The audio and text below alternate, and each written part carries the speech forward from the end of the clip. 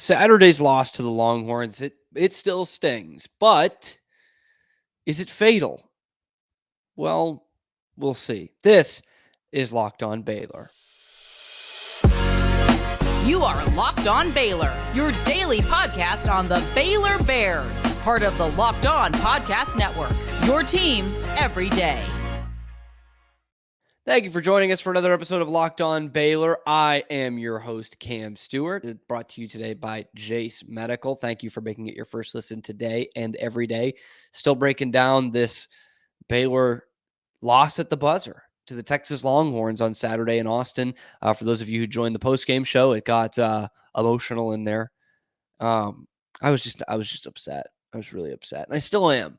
But having a day to think about it and seeing some more top-end Big 12 teams lose, which we are just getting accustomed to every couple of days here. I mean, it happens every game night in the Big 12. Does it change the perspective of this loss? Now, I mentioned in the cold open there, is it fatal? I'll give you the quick answer to that. No, it's not fatal because of what we see around this conference. Does that mean there isn't reason for concern? Also, no. No, you can be concerned. I'm concerned as a Baylor fan for this team that I really like on paper. I really liked coming into this season and really liked in the non-conference portion of this season. I thought, with the 3-0 start to the Big 12, kind of those games against Michigan State and Duke were behind them. Doesn't mean they're not going to lose games in this conference. Of course they are, but it's kind of the way they lost the last two games that concerns me. They are very close to being 0-3 on the road, which is just in the Big 12, which is a bad mark to be a team that doesn't win on the road. Thankfully, you have a better home court advantage than you did in years past at the Foster Pavilion, but still, I know it's all about defending your home court, but Baylor has been an excellent team on the road in the Big 12 the last 5 years, and that's really helped them a lot get to that upper echelon of this conference. And I am scared right now because they're over their last two on the road, and the third one, which they needed overtime to take. Congratulations. Oklahoma State is now the worst team in this conference pretty comfortably with another win by West Virginia, another win by UCF during the week against Texas. So Oklahoma State's the worst, and you needed overtime to beat them. All that to say, this thing can turn on a sixpence here. Like just any given night, But looking ahead at this Baylor schedule, which we will get into at some point here, it is drastic, even by Big 12 standards. It is a very tough stretch coming in. You just had two, not gimmies, because there's not any gimmies in this league, but two teams that right now are not going to make the tournament, and you lost both of them. And like I said in the postgame show, you did it two very different ways with the same result. On Tuesday, nothing went right. Everyone's shot was off. The numbers were terrible. It was just one of those days, and you lost. And the positive fans were saying, "Wow, everything went against us on the stat sheet in a shooting wise. Like no shots were going down, and they still needed overtime, and it was still only 4 points. Like, are we really that good?" And then things do go your way. On Saturday, you shoot 80% from the free throw line rather than 47%. You end up out shooting Texas from three, which started 9 of 11, and you still lost. And of course, what we look at the end of it was 8.5 minutes of the game, 8 minutes of the game or so. Baylor had one field goal, and it came with 5 seconds left. And Scott Drew was asked about this after the game, and I'm not sure what to make of the answer, so to speak.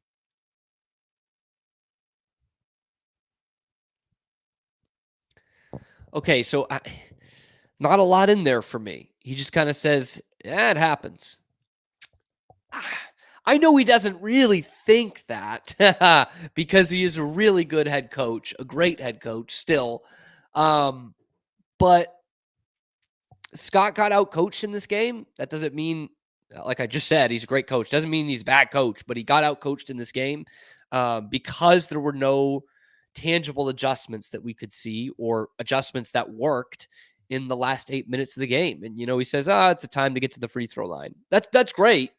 And it is. And great teams do that. But you've got to hit some field goals, man. Like you can't just go completely stagnant offensively. Don't get out of your game, but if your game is getting you to no field goals in the last 8 minutes, you know what I mean? Like we still got to figure out ways to score live ball. You can't just go to the free throw line every time down. You need to, wear down teams and go long possessions and still get a good look and still score. That's what the great offensive teams do. And going into this game, this is what Baylor was supposed to be, a great offensive team.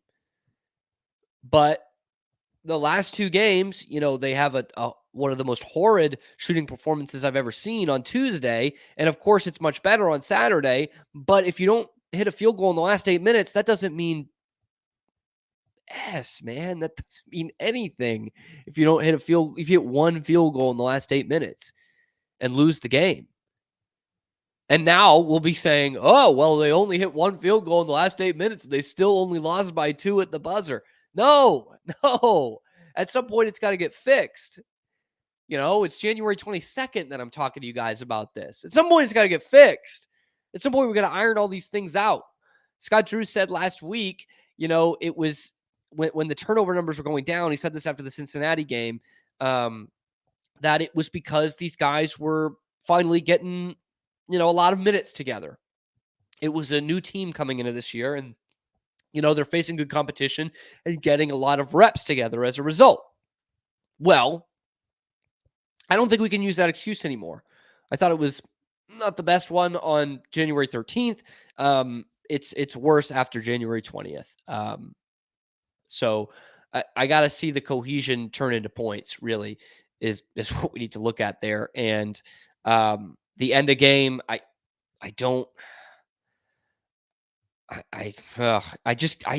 there's no acceptable answer for letting a guy go coast to coast. And Scott didn't try to give one, to be fair. He's not making excuses. He said, I should have called a timeout at the end of regulation. If you see the video that Texas put out, it very much looks like he's doing that, by the way. I don't know if it's a situation where Texas had already inbounded the ball. I think the UT creative team was making certain that you couldn't see him calling for timeout before they inbounded the ball. So I don't know if he did or not, but you can see at the beginning of the video when they're inbounding the ball, he's doing the T with his hands and no one's looking at him. And it probably would have been for the best. I mean, hindsight is 20/20 to call a timeout there. I wasn't mad that he didn't at the time because, you argue for calling a timeout because it gets your defense set up. But on the other end, you give the other guys a chance to get on the clipboard and draw out a play. So yeah, hindsight's 20/20. Do I wish he would have called a timeout now? Sure. Because it was so unsettled. And you even see the video of Jalen Bridges hitting the 3 that Baylor put out. It follows him after. Or sorry, it wasn't Baylor. It was one of the local guys put that out. And he's just kind of like, yeah, strutting down the court afterwards. And here comes Tyrese Hunter coast to coast. So yeah, I mean, a timeout probably would have been good. But by that same token, Rodney Terry gets another clipboard session with his team. So I'm actually not as mad about that as I was about Scott not calling the timeout at the end of regulation against Kansas State. We're going to hear more from Scott in the second segment.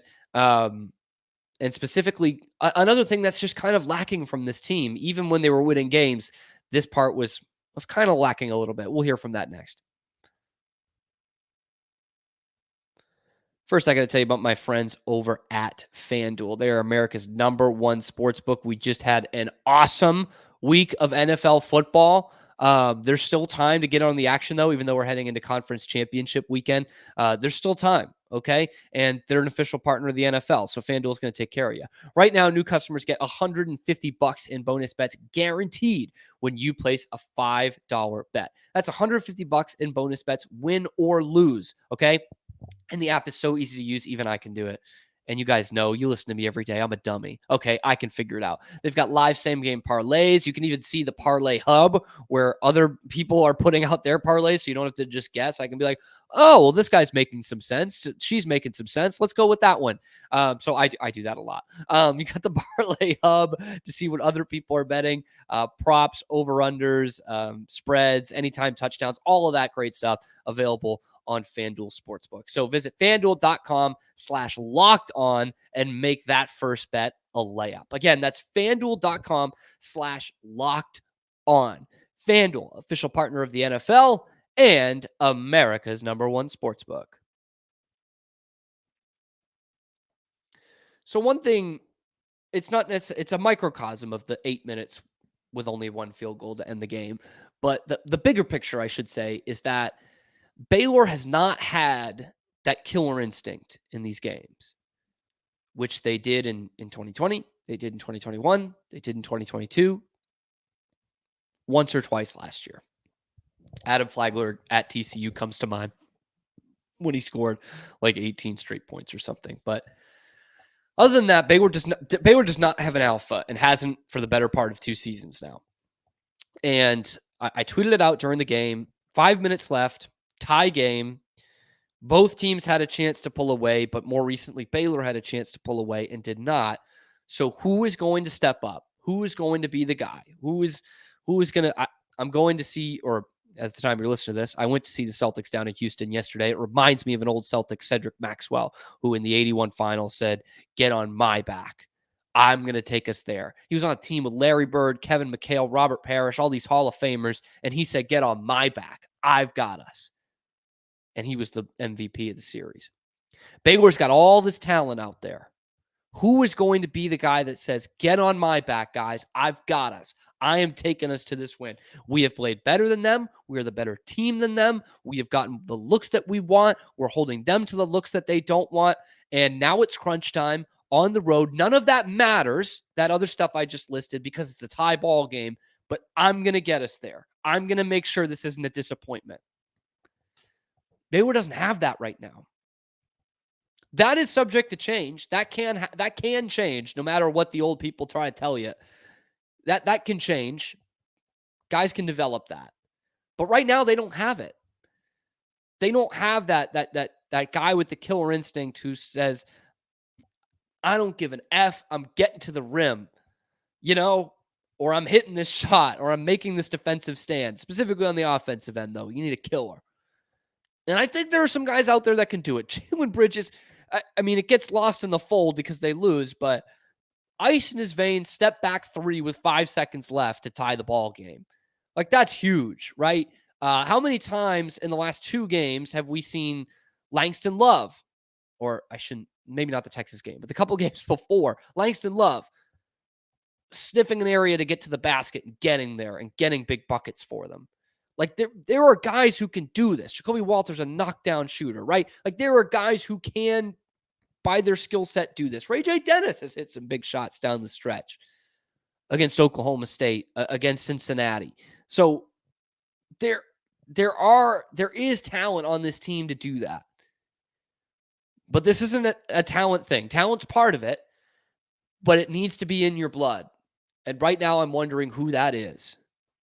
And there is still time to correct that. And Scott Drew talked about that. There was a time where Baylor was up, I think, 6 and had a chance to extend and just didn't do it. Here's what Scott Drew had to say about it post-game.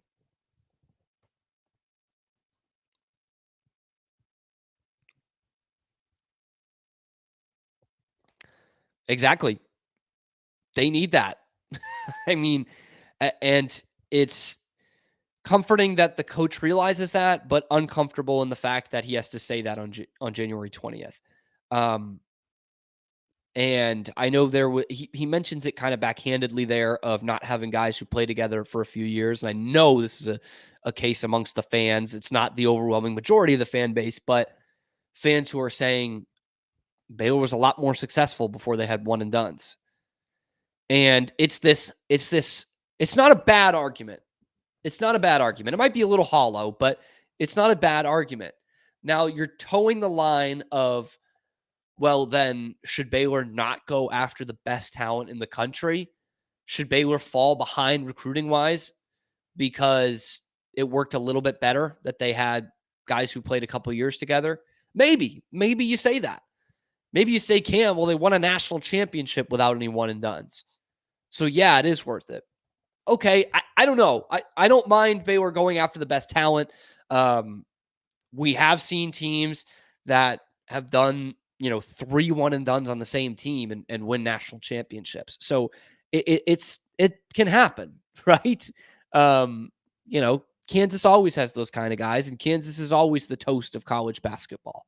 So it can still work, but I understand why people are saying, since we got these one and done guys in here the last 3 seasons, it has not been the same Baylor team. We haven't gone past the second round. So and it's not even necessarily that those guys are the problem. You know what I mean? Just the team cohesion and all of those things. Like, you can't get much better bringing in guys like Jacoby Walter and Yves Misi, and next year bringing in, Rob Wright, Jason Asamoah, VJ Edgecombe. Like, you're not complaining about that.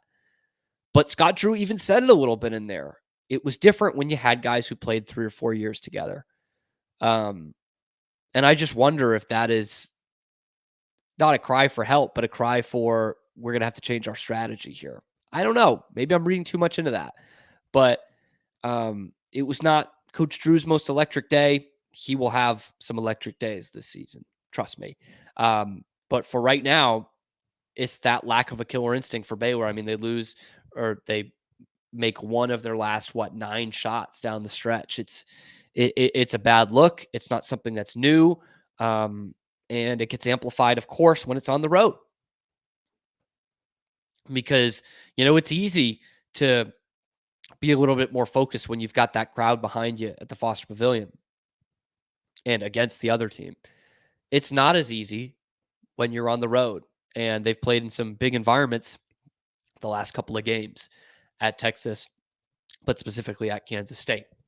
So if this team is going to be one of those ones that can't muster up wins on the road, this is going to be a long season, because your road games after this are much more competitive, I should say. I mean, much a stronger opponent than you have had the last 2 games. I know nobody's easy in this conference, but you host TCU next Saturday. Then you go to UCF, which has absolutely been a tough team this year, a couple of home games, and then you're at Kansas. Well, I know Kansas lost again. By the way, just what the heck, man? West Virginia, bro. Where did this come from? Where did this come from? Beating Kansas. Is Kansas just like Baylor? That is the game, actually. That is the game Saturday that I was like, wow. Maybe I should cut some slack on Baylor a little bit, because I still thought Kansas was the top of this conference, and they blew it again. It's not just the loss to UCF. It is now the loss to West Virginia, who is a team that I have joked but been serious about would have opted out if they had the opportunity to. And it brings it back to, is Houston the best team in this conference? Just last week, they lost 2 games to teams that were unranked at the time, and we were like, boy, Houston ain't even ready for this league. So that's how quickly things can change in this conference. I look at Baylor's schedule coming up. Home against TCU, at UCF, home to Iowa State, home to Texas Tech. And before that February 10th matchup at Kansas, we could be saying again, boy, watch out for Baylor. Oh, are they on a heater, man? Baylor might be the best team in this conference. We could be saying that. We could be, that is a legitimate possibility because of the way this league is. Now, I worry about it. I think TCU is still a good team. I mean, you saw the fight they had against Iowa State, even though they were getting their butts kicked in the first half. They lose by 2 points, 1 possession game. Iowa State's been a bogey team for Baylor the last couple of years. And Grant McCaslin's got one tough bunch down there at Tech. Boy, is that a team to watch out for, man. That guy knows how to turn around teams. I mean, this is the last 2 stops before he got to Tech. He had turned them both from losing records to like a 65 to at least a 65% winning percentage in the first year. And he comes in with a team that was exactly 500 last year, 16-16. They've already won 15. They're 15-3. So these are tough games. Don't get me wrong. I'm not just saying Baylor, because they have a couple at home, they're gonna cruise through this 4-0, 5-0, or whatever. But I'm saying that we could be talking about them being the toast of the conference again, because that's how quickly things change in this league. But yeah, there's legitimate concerns from Saturday. They're not going to win any of those games, not a single one, if they go 8 minutes in the second half with one field goal. Book it, guarantee it, put my name on it. I don't care. They will not win a single one of those games if they do that. So that needs to stop, first and foremost. But Scott said it in the postgame. I don't think it was part of those quotes, but said there's a lot of things that Baylor did right. And you faced a team that was desperate and playing at home. And so one of the overlying questions of Saturday's postgame from the fans was, when does Baylor become desperate? It's a good question. I think it's coming soon.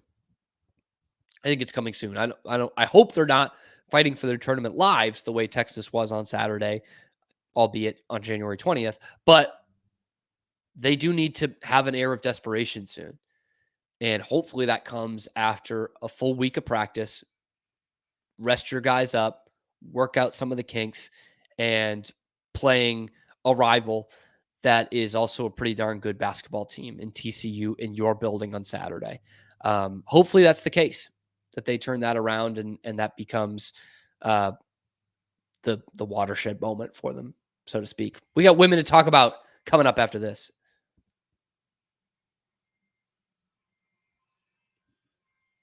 But today's episode is also brought to you by Jase Medical. Now, guys, I know you come here for the escape of everything, but I got to be serious with you guys for a minute. That's where Jase Medical comes into things, because the FDA has announced that they are having like this huge supply chain shortage in the biggest flu season in over a decade. Pharmacies are running out of antibiotics like amoxicillin right in the middle of this thing. And I can't imagine a more helpless feeling than one of my loved ones getting sick with a supply chain issue, keeping them from life-saving medication. That would be awful, just terrible. I don't even want to think about it. Thankfully, we're going to be okay because of Jase Medical.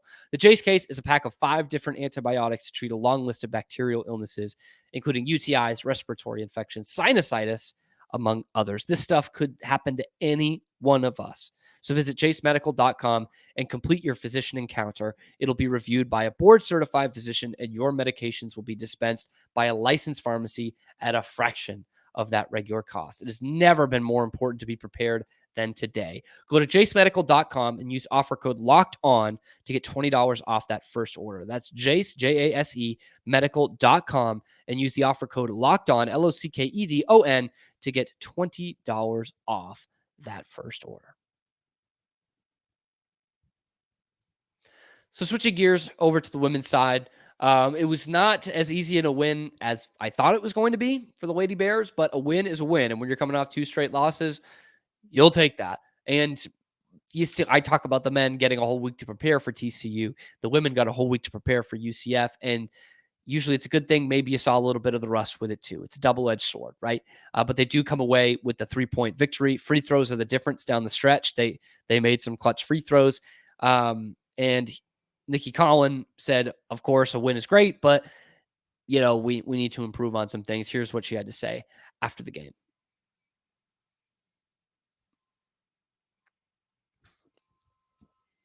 Yeah, things got a little sloppy in there, a little sloppy. And that's kind of what kept UCF in this game. UCF was we talk about Texas being desperate on the men's side for a different reason. UCF was desperate. They're 0-5 in the conference schedule. They had something to prove. They had lost their other 2 games against ranked opponents by 16 and 17 points. So it was a time for them to come out, be desperate, and give you all they got and show that they're a Big 12 team. And they did show that. But Baylor comes away with the win. Still some things to work on. I kept it brief with the ladies today because I'm going to give some more tomorrow, because they got a big game tonight against number 7 Kansas State, who did not have to play in the middle of the week. They did play on Saturday. They did not have to play TCU. This is a show me game. If you're the Baylor Lady Bears, a Final Four team like we think they are, still kind of getting back into the groove of things. And Nikki Cohen kind of mentioned it in that answer a few minutes ago, of getting everyone's best shot. I don't know that these girls are really used to that yet because, underlying circumstances, but they didn't get everyone's best shot last year. The opponents didn't think of Baylor the way they did 3 or 4 years ago, but now they do again. And you're going to get everyone's best shot, and you've got to show up in these big ranked games, especially at home. And that's what you've got tonight against Kansas State. We're going to break down more of that game tomorrow. Be sure to like and subscribe. Leave a comment down beneath. How do you feel about both of these teams? How do you feel about the ladies going up against tonight? What do you need to see from the men next week to make you feel more confident about this team going forward? Thank you for making it your first listen today and every day. We'll be back tomorrow with more Locked On Baylor.